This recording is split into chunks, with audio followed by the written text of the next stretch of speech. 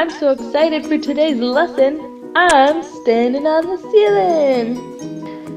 Today's lesson, we're going to learn the first two properties of exponents, and both of these properties involve multiplication. And after you learn the properties, the cool thing is, there's a way to figure them out without memorizing the properties. You're going to hear me say, when in doubt, write it out, multiple times throughout this lesson.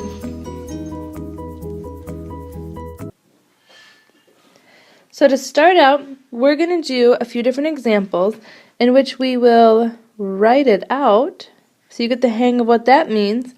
And after you see the examples, I hope you will recognize a pattern and you will discover the property on your own.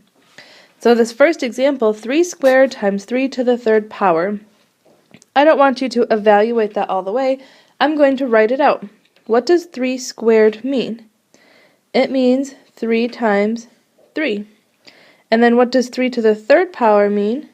We're multiplying 3 times 3 times 3. So now, how many 3's do I have?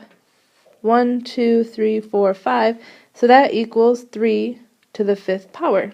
And that's as far as I want to go, rewriting it with a single base and a new exponent. In the second example, I have m to the 5th times m to the 4th. So let's write it all out. M to the 5th means m times m times m times m times m.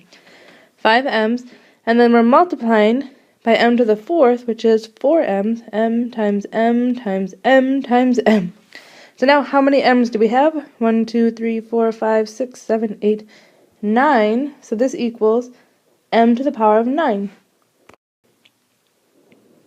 Next example, I have two different things in parentheses, but in this case, our parentheses that's just another way of showing multiplication.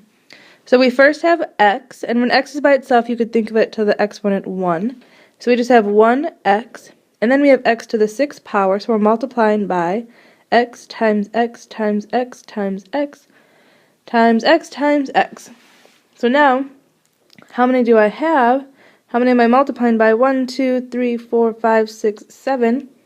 So that is x to the power of 7. At this point, some of you have maybe already noticed a pattern. But if not, we're still going to continue writing it out before we talk about the actual property. This time we have two different variables. We have x and we have y. But let's write all of it out. So we have x squared, which is x times x, and then x to the third, which is x times x times x. And now we're multiplying by y's. We have 1y, and then y to the 4th is y times y times y times y. So now let's count how many x's we have and how many y's we have. First, our x's, 1, 2, 3, 4, 5. So that's x to the 5th power, and y, 1, 2, 3, 4, 5, y to the 5th power. Last example, writing it all out before we discuss what the property actually is. Negative 2x squared times 3x to the 5th. Well, I want you to think of this, it's all just multiplication. Negative 2 times x squared times 3 times x to the 5th. And you can multiply in any order. So I'm going to write my coefficients, my large numbers first. Negative 2 times 3. And then worry about my x's. So first I have x squared, x times x, and then x to the 5th, which means I have 5 x's. 1, 2, 3, 4, 5. And now I can multiply. Negative 2 times 3 is negative 6. And then count my x's, 1, 2, 3, 4, 5, 6, 7. So it's x to the power of 7. So let's look back what we just did and see if you can find the pattern. So for the first one, we had exponents 2 and 3, and in our final answer, exponent 5. Here we started with 5 and 4, and our answer was 9, 6 and 1, 7. With our x's, we had 2 and 3, and then 5, and then 4 and 1, 5, and then same thing here, 2 and 5, 7. So when you are multiplying different powers, as long as they have the same base, you are adding the exponents. So in other words, if you have the base a to the power of m, and you're multiplying the same base but to the power n, it equals, keep the same base a, but you're doing m plus n. In other words, when you're multiplying powers with the same base, you are actually adding your exponents. So, as you can see, for each one of these, we wrote it all the way out. You can actually now skip that step and just know that, well, all I have to do is add my exponents. However, a lot of students find this actually really, really helpful, and students that write it out tend to make less mistakes. Okay, moving on to the second property. Now we have a power 3 squared and we're raising it to another power. Power to a power. So if I write this out, this means that I have 3 squared, but I have it 3 times because of that outside exponent. So that means I have 3 squared times 3 squared times 3 squared. But that can be written out even further because each 3 squared means 2 3's. So 3 squared means 3 times 3. And then you have another 3 squared, which is 3 times 3. And then the last one, 3 squared, which is 3 times 3. Now, how many 3's do you have? 1, 2, 3, 4, 5, 6. So this equals 3 to the power of 6. Okay, next one, c to the 4th to the 2nd. So that means that I have 2 c to the power of 4's. So I have c to the 4th times another one, c to the 4th. But that can be written out further because each of these means that you have 4 c's.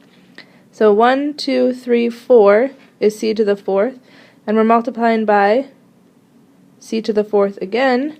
So now how many c's do you have? 1, 2, 3, 4, 5, 6, 7, 8. So it is c to the power of 8. Third example, m to the power of 6, we have 4 of those. So m to the power of 6 times m to the power of 6 times m to the power of 6 times another m to the power of 6. Now, we're going to run out of space if we rewrite that all out. So I think you can skip that step and just know that this means we have 6 m's each time, which, how many m's would we have total if we have written it all the way out? 6 plus 6 plus 6 plus 6, it would be m to the power of 24. Here are 2 more examples. Why don't you practice writing it out and getting the solution? You should get x to the power of 35 and 2 to the power of 12. So now let's look back at this and see what you notice. Now let's look back at what we just completed. When we started with the exponents 2 and 3, our final answer, it was 6, 4 and 2, 8, starting with 6 and 4, 24, 5 and 7, 35, 3 and 4, 12. If you notice, we're always multiplying our exponents. So in this case, if we have a power and we raise it to another power, it's the same as if you take the same base and then you multiply the exponents. So in this second property, when you have power to a power, it means that you multiply exponents, which is very easy. However, when you learn all the properties, you might get confused, and that's why you can, when in doubt, always write it out and still get your answer. And here's the super fast recap. 2 properties. Multiply powers with the same base. So if you have x to the power of 2 and we're multiplying by another power with the same base, x to the power of 4.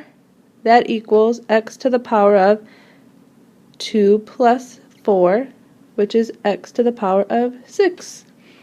But now our second one, power of a power, if we have x squared to the power of 4, that means it's x to the power of 2 times 4, which is x to the power of 8.